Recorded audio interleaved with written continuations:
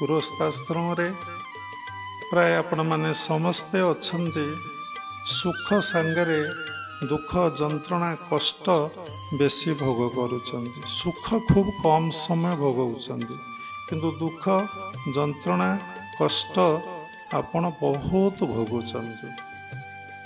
देखंतु आपणकर शिक्षा अच्छी विवाहिचंदी आपणकर स्त्री अच्छी पुओ अच्छी झील अच्छी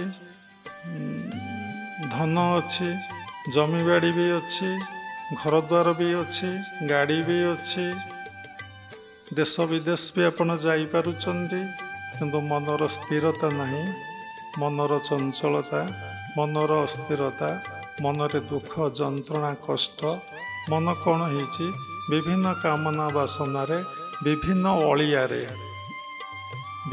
अलियारे मन परिपूर्ण होकर रोचे। देखंतु मनरे केते विष्टा मन केमती गंध होछि मन केमती बासना मनटा केते ओजनदार हो जाउछि मनटा हल्का रहुना मन प्रसन्न रहुना मन आनंद नहीं सब तो अच्छे कौन पाई मनरे आनंद नहीं कौन पाई मनरे शांति नहीं कौन पाई गृहस्थाश्रम अच्छी मनरे खुशी नहीं।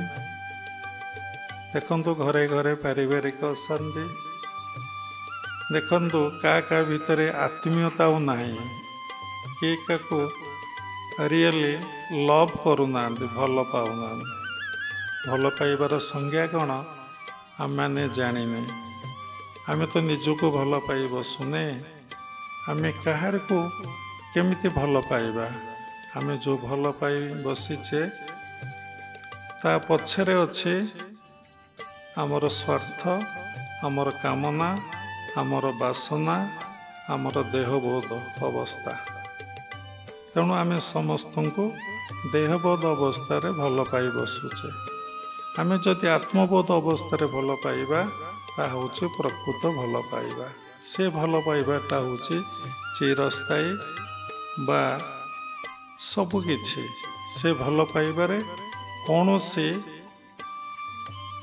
प्रकार असुविधा सृष्टि हुए नहीं कौन से प्रकार प्रतिबंधक केतबले देखा दिए नहीं। तेणु आम सबुबले गोटे कथा मन रखिबा आम जीवनर प्रधान लक्ष्य भगवत दर्शन आउ भगवत उपलब्धि। तेणु भगवत दर्शन भगवत उपलब्धि केमिति हब सेतिपाई आमको जोगर आवश्यकता अच्छे।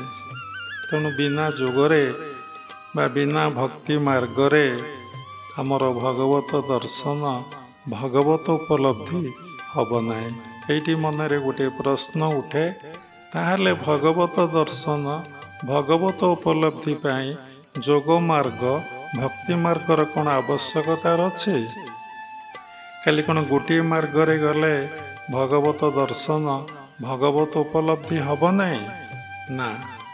भगवत गीतार भगवान अष्टम अध्याय कहिसंती जोग मार्ग द्वारा भक्ति मार्ग द्वारा तुमर गर्भ को प्रवेश करि पारिबो। तेणु बहुत साधक अछंती केवल जोग अभ्यास करती भक्ति मार्ग को भूली जाती सेमानकर जीवन पूर्णांग हुए नहीं जीवनटा एते आनंदमय हुए एते आनंदपूर्ण प्रेममय हुए नहीं।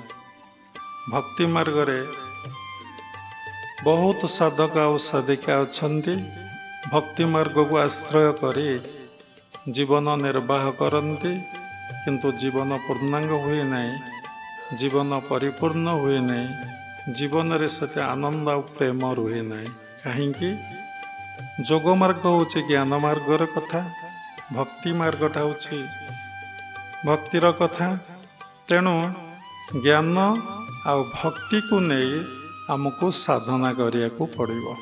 खाली ज्ञान मार्ग रे गले साधना हब नहीं ଖାଲି ଭକ୍ତି ମାର୍ଗରେ ଗଲେ ଆମର ସାଧନା ହେବ ନାହିଁ। ତେଣୁ ଆମକୁ ଦୁଇଟି ମାର୍ଗ, ଯୋଗ ମାର୍ଗ ଆଉ ଜ୍ଞାନ ମାର୍ଗ ବା ଭକ୍ତି ମାର୍ଗର କୁ ନେଇ ଆମେ ସାଧନା କଲେ ଆମ ଜୀବନରେ ଭଗବତ ଦର୍ଶନ, ଭଗବତ ଉପଲବ୍ଧି ହେବ। ତେଣୁ ଦେଖନ୍ତୁ, ଆମର ଯେତେ ମହାପୁରୁଷମାନଙ୍କୁ ଆପଣ ଦେଖିଛନ୍ତି ବା ଯେକୌଣସି ଦେବାଦେବୀଙ୍କୁ ଆପଣ ଦର୍ଶନ କରିଛନ୍ତି, ଆପଣ ଭଲ ଭାବରେ କେତେବେଳେ ଦେଖିନାହାନ୍ତି। ଆପଣ ଦେଖନ୍ତୁ,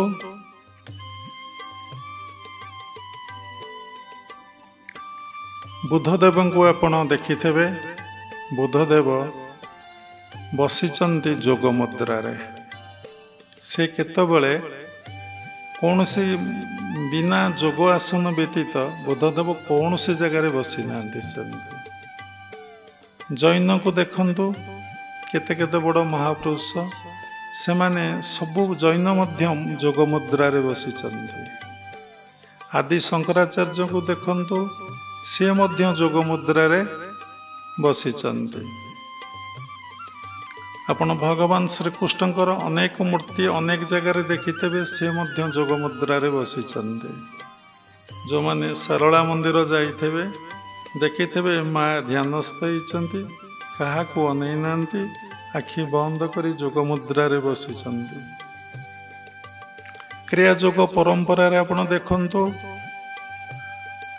ଆପଣଙ୍କୁ ବାବାଜୀ ମହାରାଜଙ୍କୁ ଦେଖନ୍ତୁ, ସେ ସବୁବେଳେ ସମ୍ଭବୀ ମୁଦ୍ରାରେ ସହସ୍ରାକୁ ଧ୍ୟାନ କରି ବସିଛନ୍ତି। ସମ୍ଭବୀ ମୁଦ୍ରାରେ ଦୁଇ ଜାଗାକୁ ଧ୍ୟାନ କରାଯାଏ, ଆଜ୍ଞାକୁ ଧ୍ୟାନ କରାଯାଏ ଆଉ ସହସ୍ରାକୁ ଧ୍ୟାନ କରାଯାଏ। ଦେଖନ୍ତୁ, ଲାହିଡ଼ି ବାବା ଯେତେକ ଫଟୋ ତାଙ୍କର ଦେଖିବେ ବା ବିଗ୍ରହ ଦେଖିବେ, ସବୁ ବିଗ୍ରହରେ ଯୋଗ ମୁଦ୍ରାରେ ବସିଛନ୍ତି, ଆଜ୍ଞା ଚକ୍ରକୁ ଧ୍ୟାନ କରି ବସିଛନ୍ତି। ଆପଣ ଯୁକ୍ତେଶ୍ୱର ଗିରିଙ୍କୁ ଦେଖନ୍ତୁ, ସେ ମଧ୍ୟ ଯୋଗ ମୁଦ୍ରାରେ ବସିଛନ୍ତି ଏବଂ ଆଜ୍ଞା ଚକ୍ରକୁ ଧ୍ୟାନ କରି ବସିଛନ୍ତି। ପରମହଂସ ଯୋଗାନନ୍ଦକୁ ଦେଖନ୍ତୁ, ସେ ସବୁବେଳେ ସମ୍ଭବୀରେ ଅଛନ୍ତି। ସେ ବାବାଜୀ ମହାରାଜଙ୍କ ଭଳି ସହସ୍ରାକୁ ଦୃଷ୍ଟି ସ୍ଥିର କରି ବସିଛନ୍ତି। ସେହିଭଳି ପରମହଂସ ଯୋଗାନନ୍ଦ ଧ୍ୟାନ ମୁଦ୍ରାରେ ବସିଛନ୍ତି, ସବୁବେଳେ ଦୃଷ୍ଟି ଆଜ୍ଞା ଚକ୍ରରେ ରଖିଛନ୍ତି। ଆପଣ ଦେଖିବେ ରାମକୃଷ୍ଣ ପରମହଂସଙ୍କୁ, ସେ ସବୁବେଳେ ସମ୍ଭବୀରେ ହାତକୁ ଛନ୍ଦିକି କୋଳରେ ରଖି ଅର୍ଦ୍ଧ ଚକ୍ଷୁରେ ଆଜ୍ଞା ଚକ୍ରକୁ ଚାହିଁକି ସେ ବସିଛନ୍ତି। ଏଥିରୁ ଆମେ କ'ଣ ଶିଖିଲେ, କ'ଣ ଜାଣିଲେ? ଏତେ ଏତେ ବଡ଼ ମହାପୁରୁଷ, ଦେବତା ଆଉ ଦେବୀ ସମସ୍ତେ ଯୋଗ ମୁଦ୍ରାରେ କାହିଁକି ବସୁଛନ୍ତି? ଅଲଗା ଅବସ୍ଥାରେ କାହିଁକି ବସିନାହାନ୍ତି? ଆମେ ଯାହାଙ୍କଠାରୁ ଦୀକ୍ଷା ଗ୍ରହଣ କରିଛେ, ଆମର କ୍ରିୟା ଯୋଗ ପରମ୍ପରାର ଗୁରୁମାନେ ନାନକକୁ ଦେଖନ୍ତୁ, ଶଙ୍କରକୁ ଦେଖନ୍ତୁ, ବ୍ୟାସଦେବଙ୍କୁ ଦେଖନ୍ତୁ, ସମସ୍ତେ ଯୋଗ ମୁଦ୍ରାରେ ବସିଛନ୍ତି। ଏକମାତ୍ର ଭକ୍ତି ଯୋଗର ଚୈତନ୍ୟ ମହାପ୍ରଭୁଙ୍କର ଯୋଗ ମୁଦ୍ରାରେ କେହି ବସିବା ଦେଖିନାହାନ୍ତି। ସେ ଭଜନ, କୀର୍ତ୍ତନ, ନୃତ୍ୟ, ଗୀତ ଭିତରେ ଫଟୋମାନେ ଦେଖିଛନ୍ତି। ତଥାପି ଚୈତନ୍ୟ ମହାପ୍ରଭୁ ଶେଷ ଜୀବନରେ 12 ବର୍ଷ ସେ ଗମ୍ଭୀରାରେ ମୌନ ହୋଇକି ବସିଲେ ଏବଂ କାହାଙ୍କୁ ଦର୍ଶନ ଦେଲେ ନାହିଁ କିମ୍ବା କୌଣସି ସଂକୀର୍ତ୍ତନ ଆଉ କଲେ ନାହିଁ।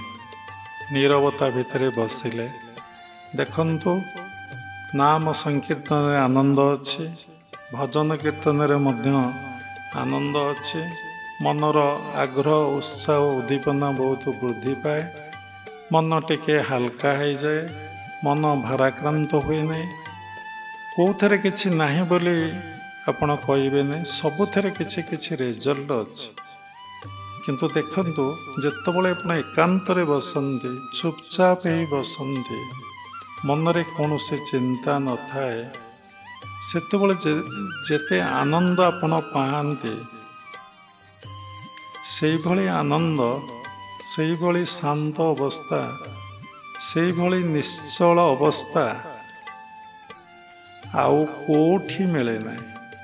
ଯେତେବେଳେ ଏକାନ୍ତରେ ଚୁପଚାପ ହେଇ ବସିଛନ୍ତି, ଦେଖନ୍ତୁ, बसिबाटा गोटे आसन आमर 84 प्रकार आसन अच्छी बसिबाटा मध्य गोटे आसन तेणु जो आसन रे बसिले आमे स्थिर हो पारिबा सुख लागिबो एवं मेरुदंड ग्रीवा मस्तिष्क पूरा स्ट्रेट रहिबो टिके आपण हलचल हेबे जदि आपण बेक लेफ्ट रहिला आपणकर कंसंट्रेशन आसीबो नै जदि राइट को रहिला कंसंट्रेशन आसीबो नै जदि बैक को रहिला आपणकर कंसंट्रेशन आसीबो नै जदि फ्रंट को रहिला मध्य आपणकर कंसंट्रेशन आसीबो नै आपण एमिति बसिबे आपणकर थायराइड जेमते लॉक हो जीव मुंड को हलेले आपणकर मुंड हलिबो नै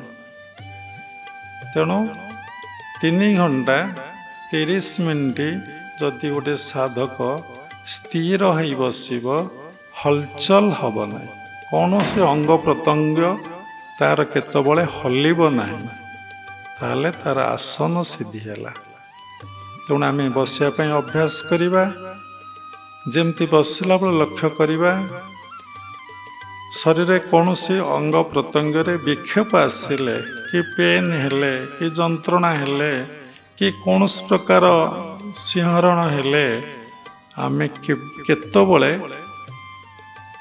हलचल हवा नाई कि सही अंग प्रत्यंग को आमर हाथटा नवा नाई एमती जदि बहुदिन आपण तपस्या करिवे बसिबे गोटे आसन रे ताहले देखिबे आपण आसन स्थिर आसन सिद्धि जीव आपण भितर स्थिर अवस्था आपण भितर आसीबो तेणु सबले बसिबा पई इंपोर्टेंस देबे सीधा बसिबे स्थिर सुखा सम आसनम स्थिर सुख सम आसन स्थिर हितेबे सुख लागुथब आ सम आसन आपणकर हेइथब मेरुदंड ग्रीवा मस्तिष्क केतबले आपणकर बंका रखिबे ना स्पाइन स्ट्रेट ऑलवेज तेणु कौन हम ना रोग प्रतिरोध शक्ति वृद्धि पाइब देह सुस्थ रहिब मन सुस्थ रहिब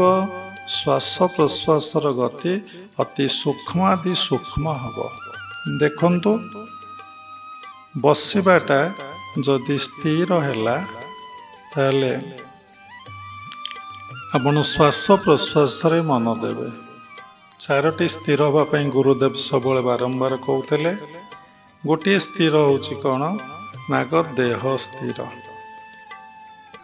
देह जदि हलचल है आपणकर साधना केतबले हम ना देह हलचल हेले कौन हम ना श्वासर अस्थिरता आसब श्वास प्रश्वासर जदि अस्थिरता आसब आपण मनर अस्थिरता आसब मनर अस्थिरता आसिले आपणकर दृष्टि आज्ञा और सहस्रारे रहिबो नाही तेणु प्रथमे आसन को स्थिर हो बसबे भौतिक जगत रे जा आध्यात्म जगत रे मध्य सेया बंका ही बसिले आपण भल काम करि परिबे नाही आपण को पेन लागिब आपण सीधा ही बसिबार अभ्यास करंतु देखिबे आपण केते फ्री लागिबो केते स्मार्ट लागिबो केते आपण एक्टिव रहिबो तेणु स्थिर हो बसिले श्वास प्रश्वास स्थिर भाव में आपण भीतर को जीवा एवं आसवा हम तेणु श्वास प्रश्वास केते आंगुल जाऊँगी भीतर को केते आंगुल बाहर को आसूची ता योगशास्त्र लिखा अच्छी आपण तत्वगुरुंग ठारू बुझी नेबे